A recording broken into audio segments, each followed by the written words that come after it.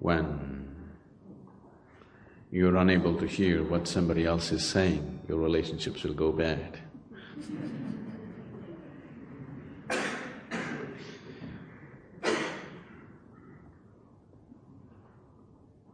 In many ways, the fundamentals of your relationship is you're willing to listen to the other person, isn't it?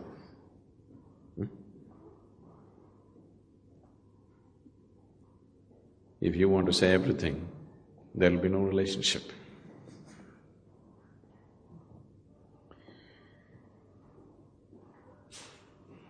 Relationships. For most of you, the way you are right now, the quality of your relationship largely decides the quality of your life. Is it so? The quality of relationships that you hold in your life largely decides the very quality of life that you live. So when it is playing such an important role in your life, I think it needs to be looked at. So what is the basis of a relationship? Why do human beings need a relationship, first of all?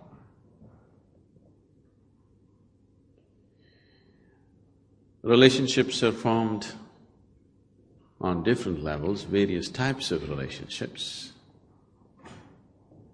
to fulfill different types of needs. The needs may be physical, psychological, emotional, social, financial, political, it could be any kind. But to fulfill various needs within a human being, relationships are established on different levels. Whatever the nature of the relationship, whatever the type of relationship, still the fundamental aspect is you have a need to fulfill.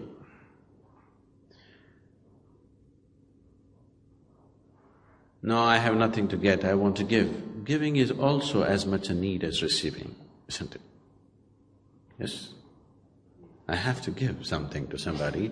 This is also as much a need as I have to receive something. So there is a need, whatever kind of need. Needs may be diverse, accordingly relationships could be diverse.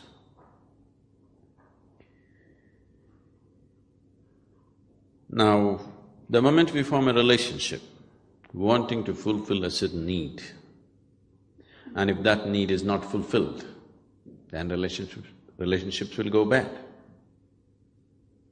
For whatever purpose for which we have formed a relationship, if those needs and those expectations are not fulfilled, relationships will go bad. We may claim many things, but when your expectations are not fulfilled, it does go bad, isn't it? So instead of doing too much wishy-washy about it, it's best to look at it straight and see what is it and how we need to handle it.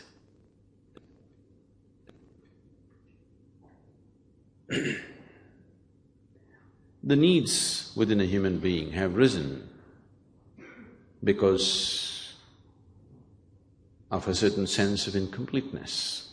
People are forming relationships to experience a certain sense of completeness within themselves. When you have a good relationship with someone dear to you, you feel complete. When you don't have that, you feel incomplete. Why is this so? Because this life, this piece of life, is a complete entity by itself.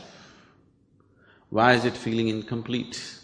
And why is it trying to fulfill itself by making a partnership with another piece of life? Fundamental reason is that we have not explored this life in its full depth and dimension.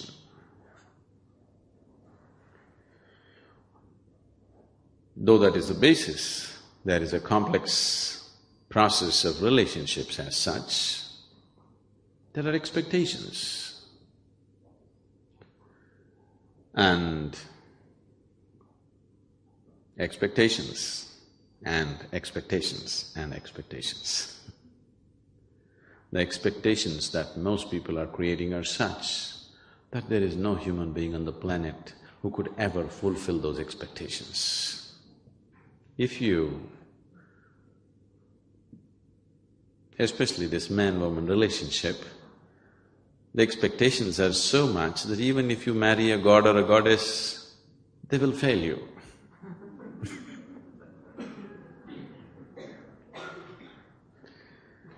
Because the expectations are so unrealistic that nobody, no human being can ever fulfill that.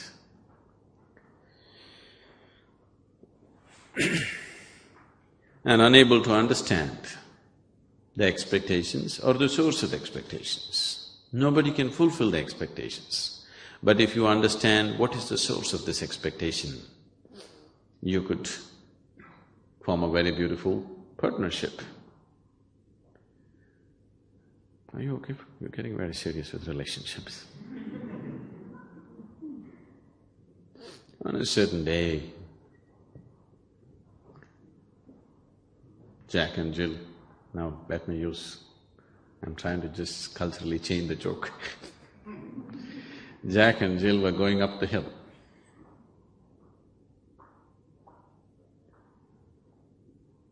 And Jack had a bucket in his hand, a chicken under his arm, and a pitchfork and a rope, at the end of which there was a goat. And Jill said, "I'm feeling very nervous." Jack said, "Why?" "I'm afraid you may have your way with me. I'm alone with you." He said, "What do you mean? I didn't do anything and my hands are full." So she said, "You may put the pitchfork down, plant it in the earth, tie the goat to it, put the chicken down and put a bucket over it, couldn't you?"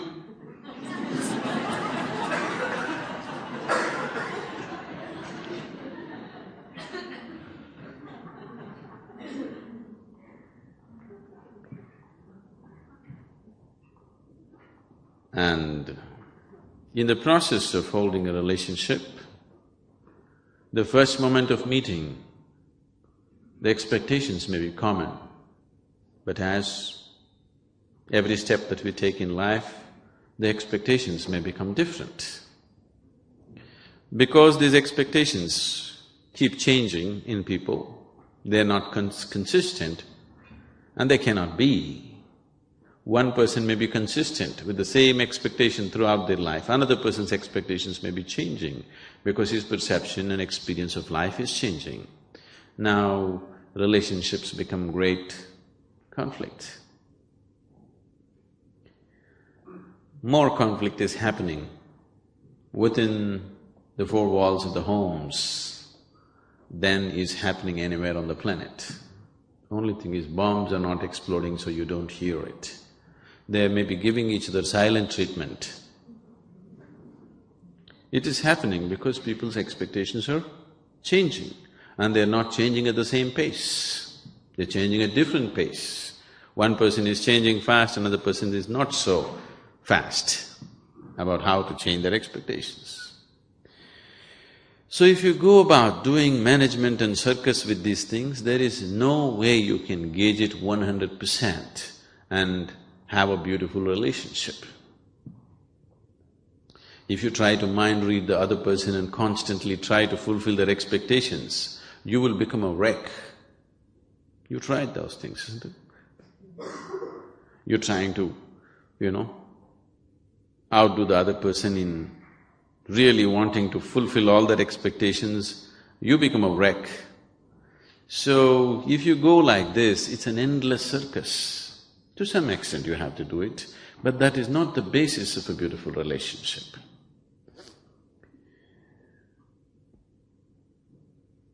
Fundamentally, why have we sought a relationship? Because you find yourself that without a relationship, if you do not have any kind of relationship in your life, then you become depressed. So, fundamentally you're seeking a relationship because you want to be happy, you want to be joyful. Or in other words, you're trying to use the other as a source of your happiness. When you're trying to use the other person as a source of your happiness, what it means is, your happiness is not on self-start. It's like this. Maybe nobody is old enough for this, but here… Let's say you bought a car in 1940s. If you got yourself a car in 40s, along with the car you have to get yourself 2 servants, because morning push start. 50s if you got a car, 1 servant would do because crank start. Now all your automobiles are self-start, isn't it? But your happiness is still on push start, isn't it? Somebody has to push it a little bit, otherwise it won't get started. If you put your happiness on self-start, and now if you're happy by your own nature, now relationships will become a means for you to express your happiness, not to seek happiness. If you're forming relationships to seek happiness and trying to squeeze happiness out of somebody, and that person is trying to squeeze happiness out of you, now this is going to be a painful relationship after some time. Initially it may be okay because something is being fulfilled. But if you have become a joy by yourself and you're forming relationships because you want to express your happiness, nobody's going to complain about you because you're in the process of expressing your joy, not seeking joy from the other person. So if your life becomes an expression of your joy, not in pursuit of happiness, then relationships will be naturally wonderful. You can hold 1,000,000 relationships and still hold them good. Now, this whole circus of trying to fulfill somebody else's expectations does not arise, because if you are an expression of joy, anyway they want to be with you. If you're trying to extract joy from them, then they want to avoid you. Yes? Shifting your life from pursuit of happiness to an expression of joyfulness is what needs to happen if relationships have to really work on all levels. Because they are of many kinds.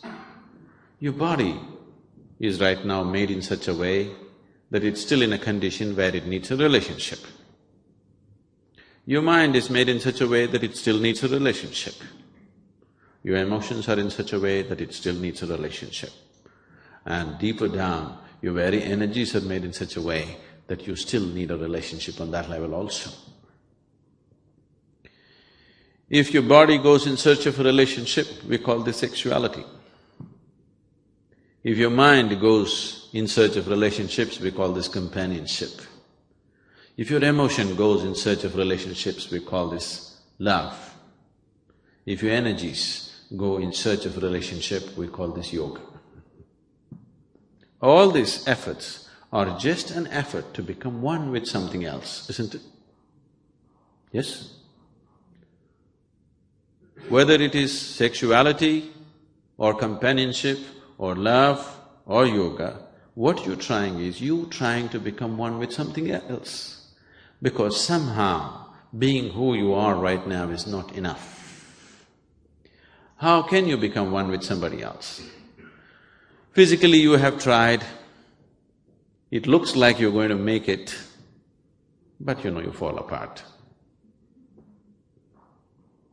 Mentally you have tried, many times you thought you're really there, but two minds are never one, isn't it? Isn't it so? You've known enough life to know that, isn't it? Two minds are never one, isn't it? No matter what you do with them, no matter how close you think you are, never really one. Emotionally you thought you really made it, yes? It gave you the feeling that you really made it, two people have really become one, but Lines come up very easily, isn't it? So, what is the way to fulfill this longing, to become one with something? There is a longing to become one with something else, because the way this one is not sufficient. This longing is not going to stop with just becoming one with one being, because it'll long for more. And this cannot be fulfilled physically or mentally or emotionally. All these three things you've tried.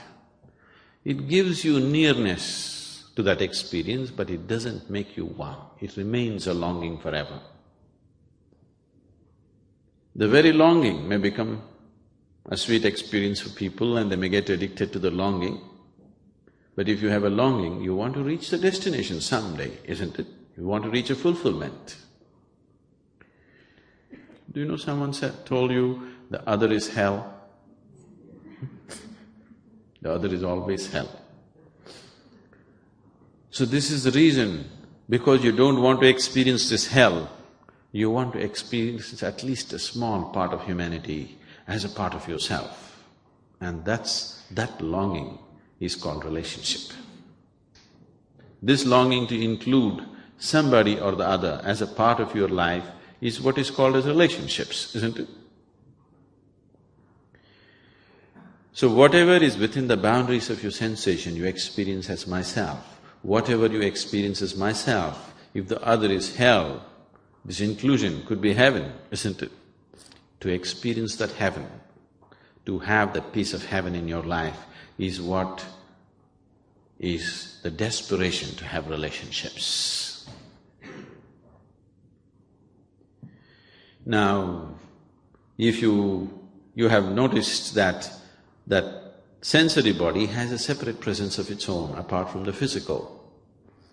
Now the whole system of yoga is about this. The word yoga means union. Whatever is the longing behind any relationship,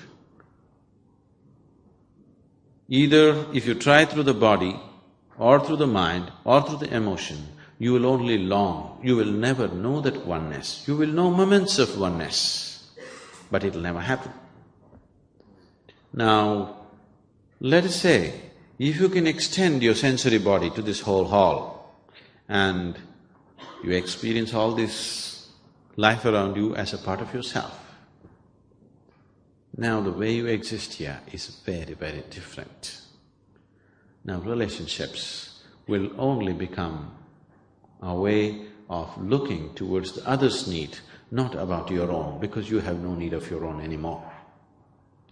Once there are no compulsions within you and everything that you do becomes conscious, if the compulsiveness to have a relationship is over within you, now you will only act consciously. Now relationships will become a true blessing, no more a longing, no more a struggle. So trying this with your body, with your mind, with your emotion is fine, but it will not get you there. If you can extend these life energies into a larger proportion, simply by keeping your life energies very exuberant, if you keep them highly exuberant, you will see your sensory body will be all over the place. Have you noticed when you're happy, everybody seems to be fine? Yes, you look at people, they all seem to be okay. When you're unhappy, you look at them, nobody in the world seems to be okay. Have you noticed this? Yes? Whenever you see the world has become ugly and not okay, you just have to know you're getting depressed. In fact, the first sign of depression or your insanity is that you start thinking nobody is okay. When we say relationships, people are trying to create relationships on too much fantasy. It is not rooted in reality. What is in a fantasy state today can be a good one, tomorrow could be a bad trip. It happened one day. A woman was dreaming, and in her dream, a handsome hulk of a man appeared. She became breathless and she asked, "What are you going to do to me?" The man said, "Well, lady, it's your dream, whatever you wish." Where do you find such a man? Only in a dream.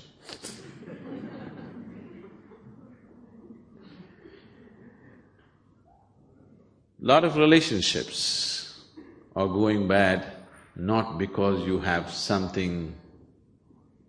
any bad intention. Most of them go bad with good intentions. Good intentions are unbearable many times, isn't it so? There was a new lawyer. His first case, he's very enthusiastic, he really wants to do his best. He lost the case. Then he went to meet his client who was in custody. He went and told him, "I have good news and bad news for you. Which do you want first?" The man said, "Okay, give me the bad news first." So the lawyer said, "You have been sentenced to death." Then he asked, "What the hell can be good news after this?" The lawyer said, "I really fought hard and got the old age reduced for you."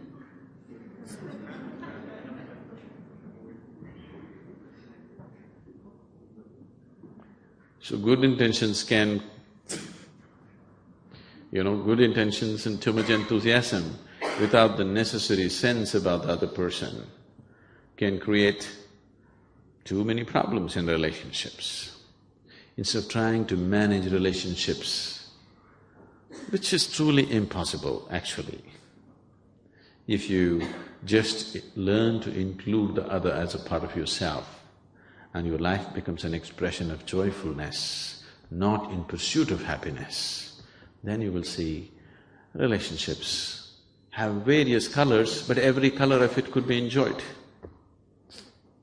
Every color of it, every color and hue that it takes on could be just fine. But if you try to manage relationships with your brilliant management, you will see it'll just give you hell. The smartest people on the planet, or those people who think they're really smart, tend to have the most horrible relationships.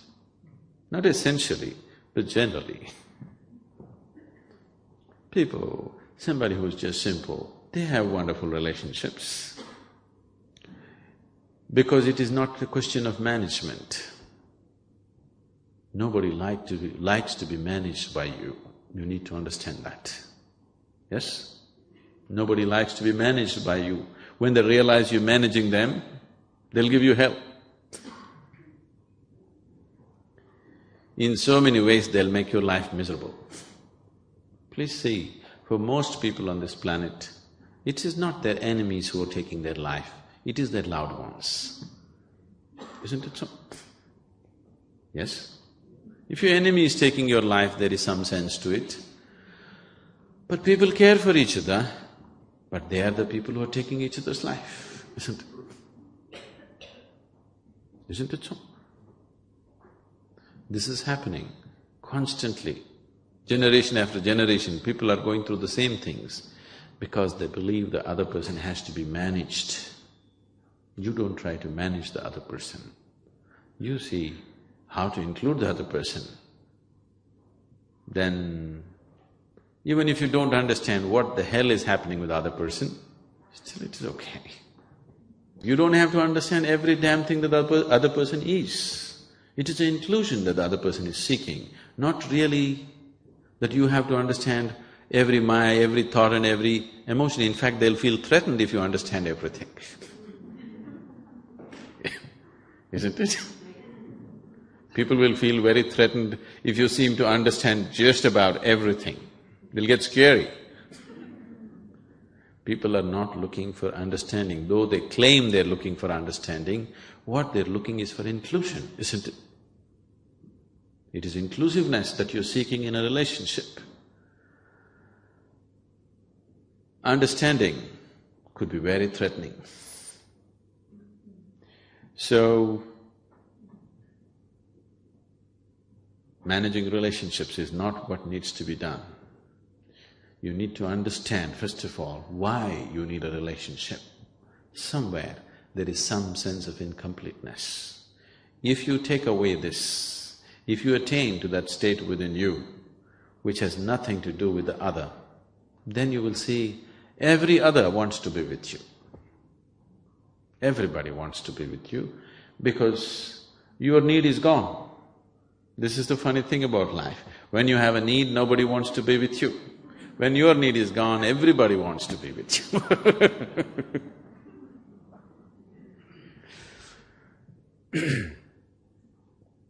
It's only when the flower blossoms, the bees will come.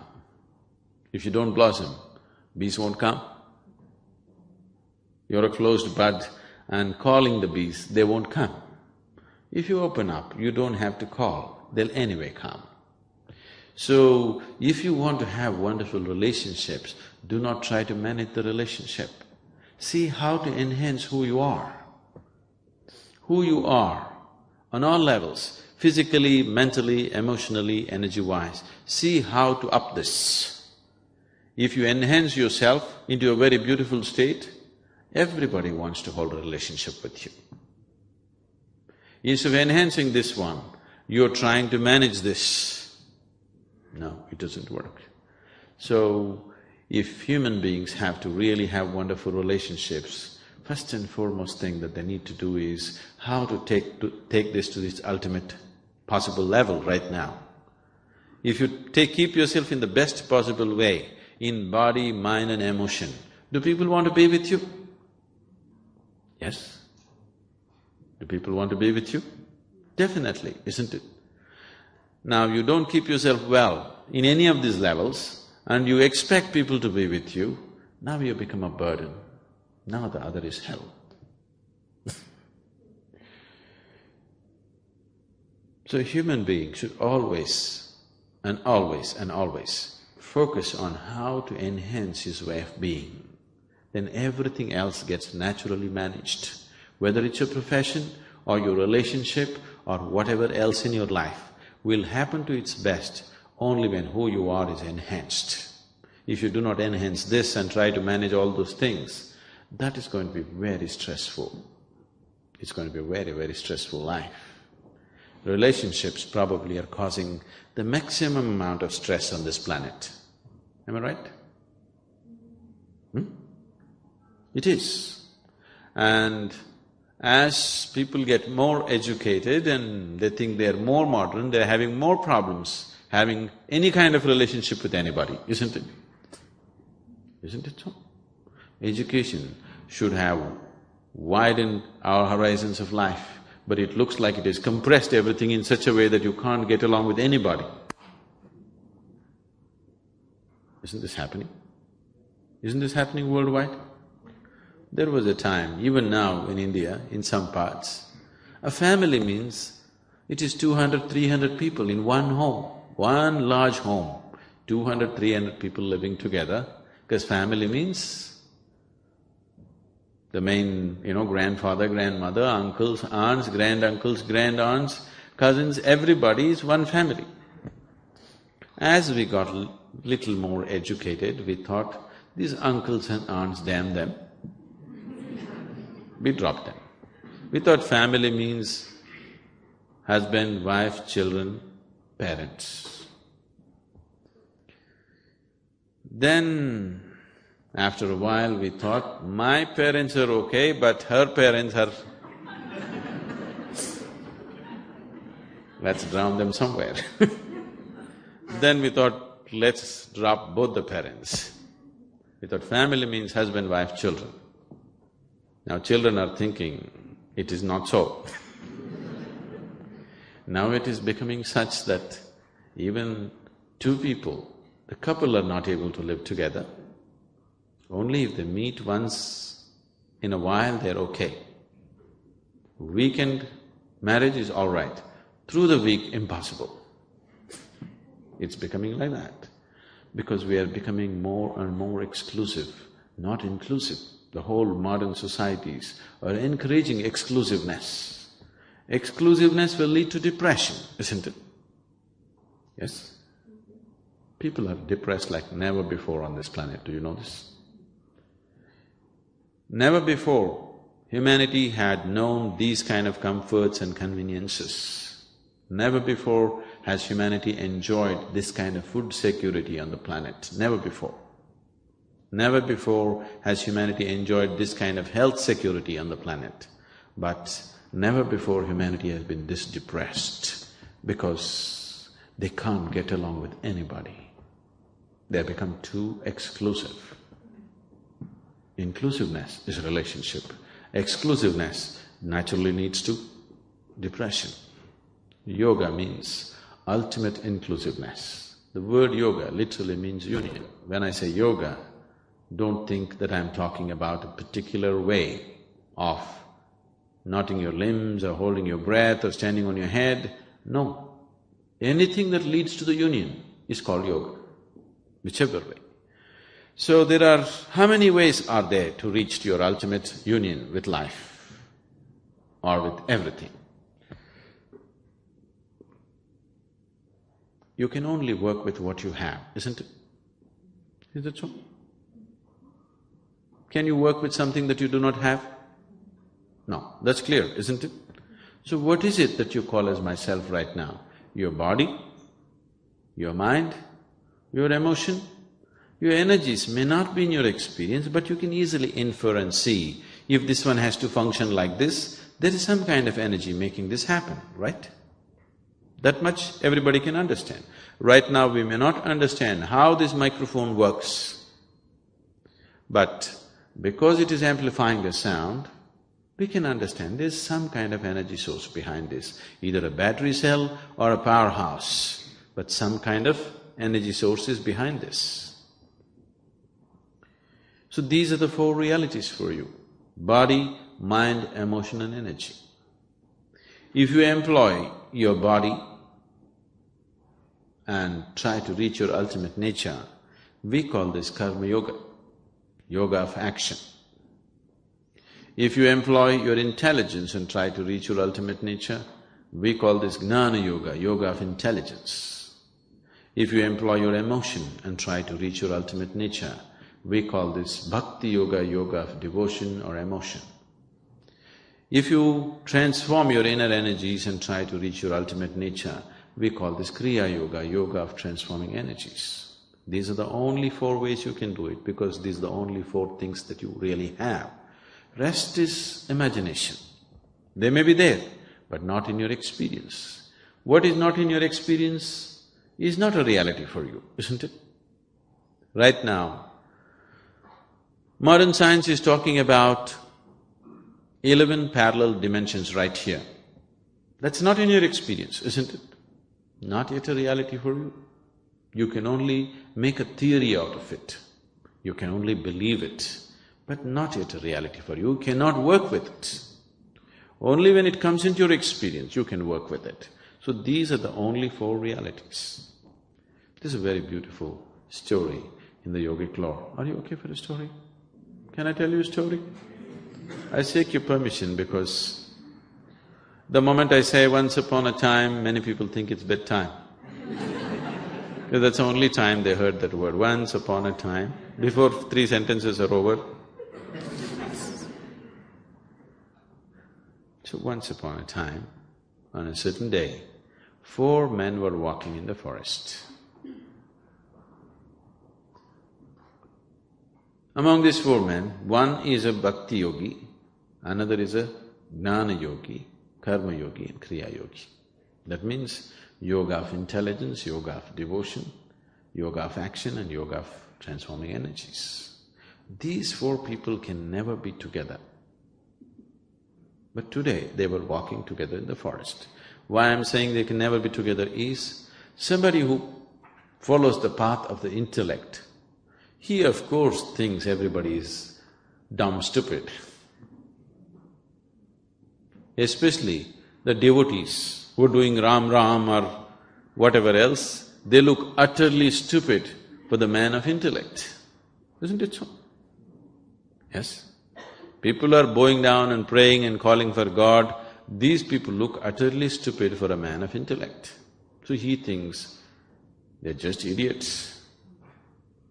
But somebody who's on the path of devotion has pity for everybody, because when God is here, instead of holding His hand and walking in absolute freedom, all this nonsense with your mind and your body and all the yoga and everything is just stupid. He has pity for everybody, because just instead of riding on the lap of God, why all this nonsense? Karma yogi, the man of action, he firmly believes all the others are just lazy people who are trying to find an explanation or an excuse for their laziness. Because if you want something to happen, you got to do it. Yes? Because you're lazy, you're unwilling to do, you're finding all kinds of philosophies. He has disdain. A Kriya yogi has absolute disdain for everybody, because after all, the whole existence is energy. If you do not transform your energy, what is going to happen? Nothing. Everything is just empty talk.